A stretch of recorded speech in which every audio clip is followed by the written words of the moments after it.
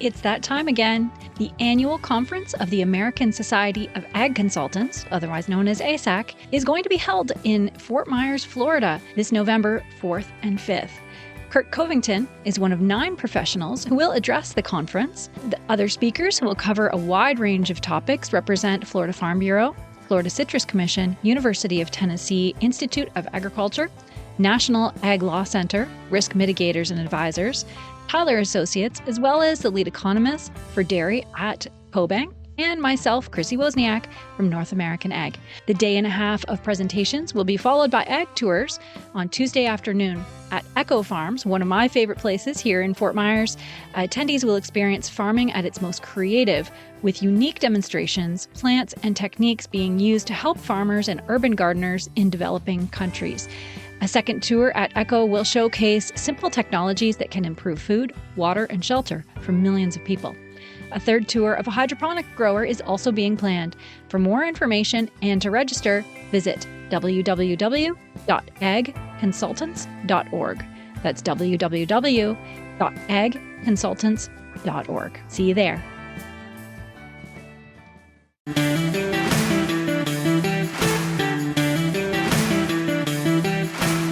Hi, and welcome to North American Ag Spotlight. I'm Chrissy Wozniak. On today's podcast, we're excited to welcome Bradlee Consevage and Craig Dick from Phospholutions, a company dedicated to enhancing the efficiency of global phosphorus use for food production. They were founded in 2016, and they're driven by the mission to manage phosphorus, the second largest nutrient in global food production, in a more responsible way. Craig brings decades of experience in driving ROI, expanding markets, and developing innovative marketing solutions, while Bradlee focuses on advancing cutting-edge technologies to reshape the future of phosphorus utilization. We're going to be diving into their work and discussing how they're contributing to the future of agriculture. Welcome, guys, and thank you so much for your time today. Welcome. Happy to be here. Thank you so much for having us. Yeah, no problem. So first of all, can you each tell me a bit about your backgrounds? And Craig, do you want to go first? Yeah, so I grew up on a farm in Nebraska. All my family farms in Nebraska for the most part. If they don't farm, they're teachers.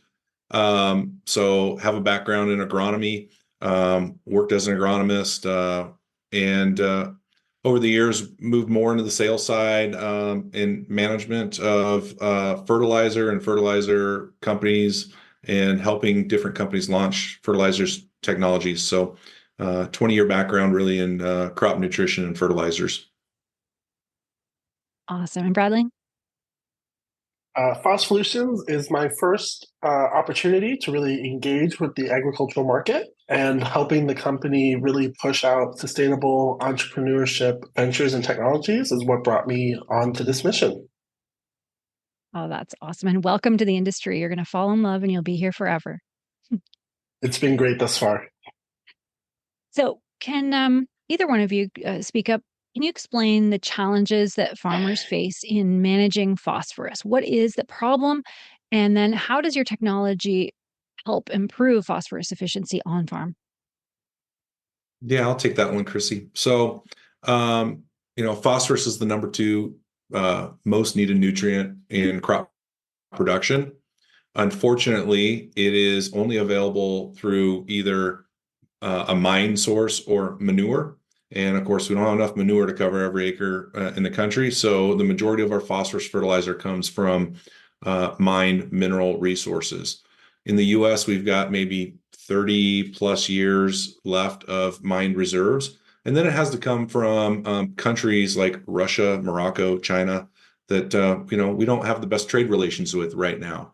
So long term, we have some real challenges around ensuring that our U.S. farmers have enough phosphorus to meet our crop demand needs. When we focus down a little closer to the farm, the challenge we have with phosphorus fertilizer in general is it is a very reactive nutrient. And so when we apply our phosphorus fertilizer to the soil, it tends to want to tie up with soil minerals like calcium, iron, and magnesium, and with the organic matter. Approximately 10 to 30% of the phosphorus we apply is plant available in year 1. After that, it gets tied up in those soil constituents, and it takes a long time for that phosphorus to be released to the plant. So, to overcome those phosphorus tie-up issues in the soil, historically, because phosphorus was plentiful, we've overapplied phosphorus fertilizer to make sure we have enough available to our plant. But over the years, that's caused some issues with impaired waterways. So whether that's the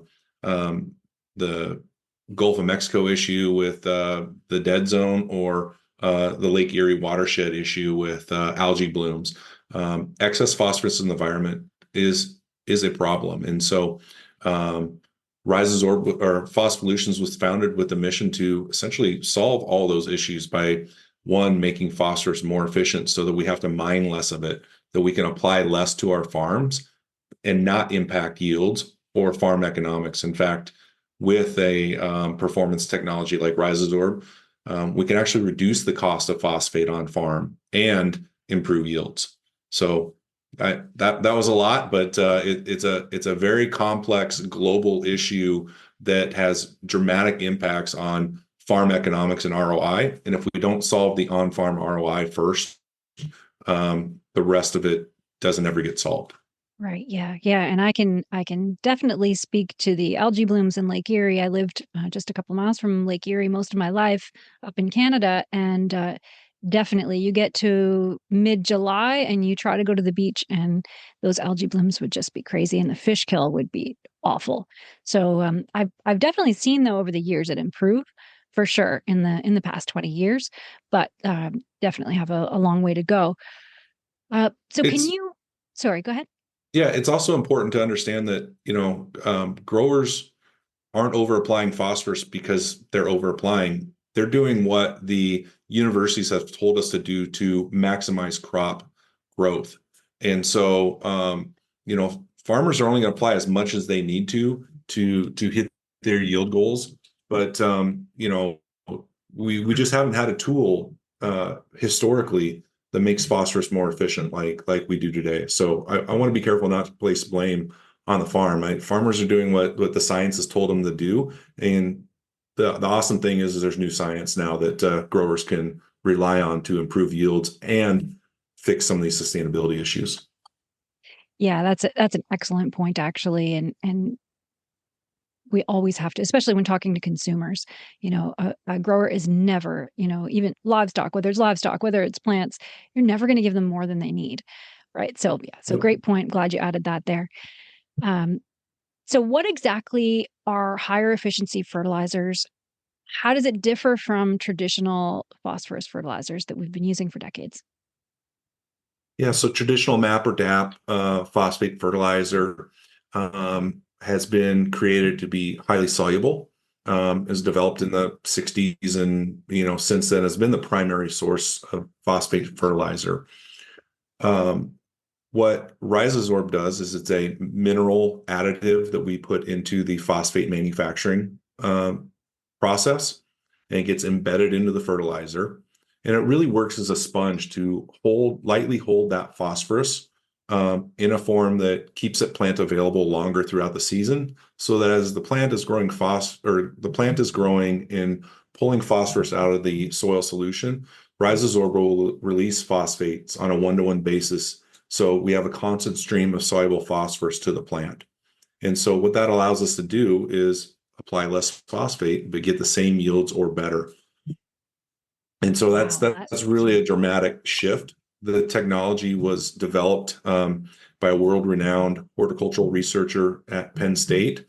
And then in 2016, our founder and CEO licensed that technology, founded the company. And we've really spent the last 8 years conducting hundreds of trial and research plots, from greenhouse to small plot replicated to hundreds of large-scale on-farm trials, to really vet out the technology and ensure that there is a good ROI for growers, and that we are ensuring his profitability or their profitability.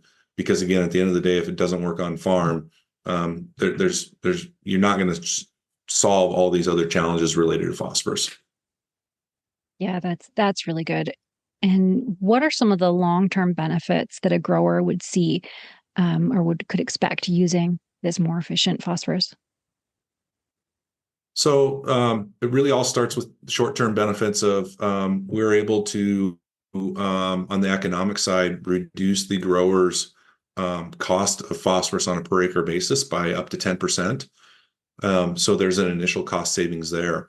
But long-term implications could be, and we still need to vet this out further, but we see actually higher yields as a percentage basis in lower P soils than in what we have historically considered optimum to high P soils. So, for example, in the Midwest, an optimum phosphate level might be 35 parts per million, and it varies from state to state, area to area, but let's just say it's 35. If we can help a grower grow higher yielding crops at a 25 part per million phosphorus soil compared to a 35 part per million soil, the cost advantages to that grower over a 5 to 6 year period might be another $500 to $600 that he doesn't have to spend in building his soil P levels. And so when you start thinking about that has some pretty dramatic ROI benefits. And even longer term, if we look out and say, if we're not building these soil test levels to a high level where we create a leaky system and we're causing algae blooms, then there's dramatic value add to society in general. But to get there, we're not relying on the grower to have to pay for that technology. We're actually able to provide the technology at a cost savings on a per acre basis. So there's really huge long-term value there.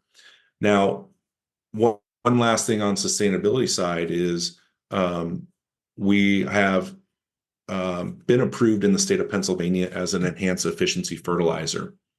And so what that means is in Pennsylvania, we qualify for CSP and EQIP grants. And so there are federal funding that if growers enter the conservation programs with their USDA, they can get grant rebate dollars. And so as we look to roll this out in other areas of the country, there is really some long-term potential value adds to growers over and above just the initial cost savings of the product. That's very good to know about the rebates as well. You touched on earlier, phosphorus is a finite resource. And so really, what are the risks if we don't start improving this usage globally? Not only that, but where in the U.S. is it mined? Can you kind of dig a little bit deeper into that? Yeah, phosphorus is typically mined in Florida, North Carolina, and Idaho. And again, reports vary, but in the U.S., we think we've got about a 30-year reserve if we don't discover any more mines. After that, we need to rely on countries like Morocco, Russia, and China for these materials. And currently, we have countervailing duties against Russian and Morocco phosphates, which means if we bring them in, they're going to be more expensive. And really long term, if we deplete our national reserves of phosphate and we have to rely on imports, it's going to increase the price of phosphate, which is already too high. And it really becomes a national security risk that we're not able to feed the country because, again, phosphorus is our number 2 macronutrient. So it is vitally important to our national interest to be able to feed our own population. Right. And when a grower is thinking about, the recipe of nutrients that's going to go on for the next season, how do your solutions work with the other nutrients in that farm's program? Of course, like with nitrogen and potassium. Yeah, so the great thing about Rhizosorb 839.0 is it is a direct replacement for your current MAP or DAP fertilizer. You really don't have to change anything else about what you're doing. Okay. So you would simply look at what is the phosphorus you need to apply to meet your plant demands, and we would apply that as Rhizosorb. And typically, when they make a phosphorus recommendation, those phosphate rates are based off of knowing that some constituent of that phosphate is going to get tied up in the soil. And so we're able to apply 50% less P2O5 than a standard recommendation, still meet the plant removal needs, and still provide that plant with enough phosphate that not only we have the same yields or better, in our tissue tests, we see the same phosphorus uptake, if not better. So, again, through 8 years of research, we've done hundreds of trials to vet this out. Yeah, that's amazing. And how does the technology impact the soil biology long term? For long term soil health, I'm assuming it's positive impact, right? Yeah. So the technology, as I mentioned, is a naturally mined mineral. We do a little bit of tweaking to, and so what that means is to date we've seen no negative impacts to biology. It's not a biological. It works off of chemical concentration gradients and electrostatic attraction of phosphate. So it's pretty much inert. It has received the actual mine mineral has received an OMRI listing in the past, so we know it is a very safe material. And essentially, it's working as a sponge to keep phosphorus available. And we've to date haven't tested every scenario, but to date I've seen no negative impacts to the environment or other things that you may be doing on your farm to maximize yield. Yeah, that's great. And Bradlee, you're on part of the marketing team, so I'm sure you're seeing the reactions and the data coming in from your marketing efforts. So, what are growers responding positively to in these efforts? What do you think they're excited about? Yeah, growers that have been using Rhizazor, specifically those that have been using it year over year, have really just been kind of blown away by how easy the transition is. Rhizazor, as Craig said, doesn't require any additional equipment, can be applied just as any other dry granular phosphorus fertilizer. And at the end of the season, when they're making sure that their yields are matching traditional conventional phosphate fertilizers and also receiving the benefit to the lower input costs, that's just an all-around positive grower for us. Our growers, specifically out in the Midwest, have really been experiencing even some positive yield increases over the past few years of on-farm trial research. And with that addition, above helps increase the ROI for the grower at the end of the year. Yeah, that's what it's all about too, right?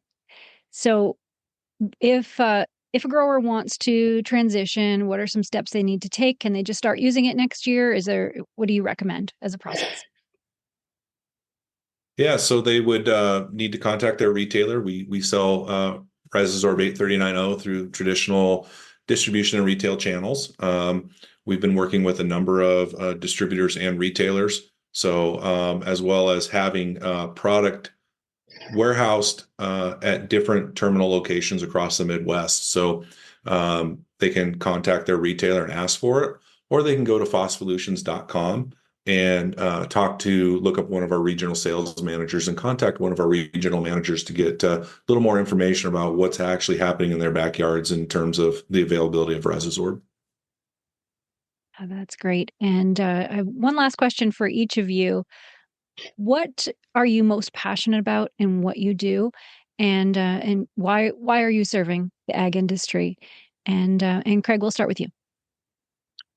Yeah, so I've been involved in crop nutrition, as I said, for 20 years, and I really enjoy the ability of helping growers make small tweaks to the fertilizer program that provide really outsized benefits. So, I've often told growers that when it comes to crop nutrition, there's no silver bullet. It's a lot of hard work. And I had one grower say, well, I'd take a good old lead bullet right now. And I think Rhizazorb is about as close to that as I've come across in the industry. It really solves a lot of problems. It's well vetted technology. And so it's really exciting to get it each day and know that not only are we doing a better job for that grower, but we can actually help them save money, which a lot of new technologies, it costs you more to implement them as a grower. And so it's really fun to be able to help growers save money in addition to doing a better job. Yeah, I love that. And Bradlee? For me, very similar to Craig, where we are saving the grower money, but we're also providing them a sustainable solution. So instead of sustainability always having a negative impact on a grower's financial situation at the end of the year, this is something that really can actually help them and also help the environment, which is really helping me look forward to more innovation in the agricultural industry. Yeah, that's awesome. So where can people find out more? People can find out more at Phospholutions.com. We also like to tell growers that if you're interested in learning about the savings that you can get, we have just recently released a grower calculator on our website. So go ahead and Google grower calculator Phospholutions, and you'll be able to find a direct link to find the savings on your farm today. Fantastic. Well, thank you both for joining me today. Great information, and it looks like you have a bright future. Yeah, it's a lot of fun. And as Bradlee said, growers have been excited about the sustainability aspects because they see the positive returns on their farm. Thank you so much for having us today, Chrissy. Thank you for giving us the opportunity to reach your audience. Thank you. And thanks to all who are watching or listening. If you want to learn more, the links are provided in the show notes. Don't forget to subscribe to North American Ag Spotlight on Rumble, Spotify, Apple, Stitcher, Amazon, wherever you listen to podcasts. And if you like the episode, I would love it if you shared it. And have a great day.